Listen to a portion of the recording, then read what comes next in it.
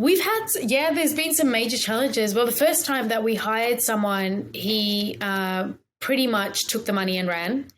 So that was a very good lesson for me at the age of, I would have been 26 then, very ignorant, and realized that it's good to have good contracts in place where you have sort of payments on delivery as opposed to upfront.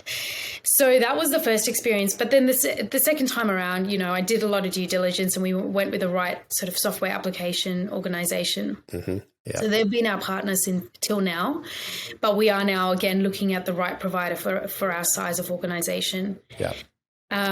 In that, we had a very tragic experience in between. So when the reforms were being launched and we were doing this major change and upgrade to our system, when they made the changes and they were going live on the day, they accidentally loaded information from 3 weeks ago.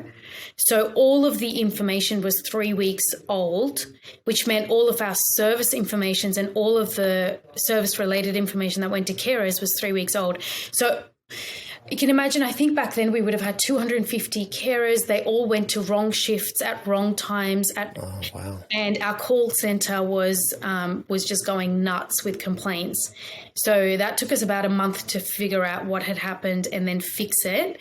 But that was just another issue. So, problems definitely do stem up. What did you take as a lesson out of it? What would be the sort of practical lesson for first-time founders who are kind of going through this process? Maybe they're developing their own systems or they're engaging a supplier to help them on that journey. What did you learn from that you think people could take as a lesson for themselves? I think with any of these instances, my biggest lesson is get into the detail. Like you just can't rely on suppliers with your business. You've got to get into the detail. And again, in that mix, like I didn't confirm that little level of detail. For them, it was fine for them to load up information 3 weeks ago, or whether that was an intention or not.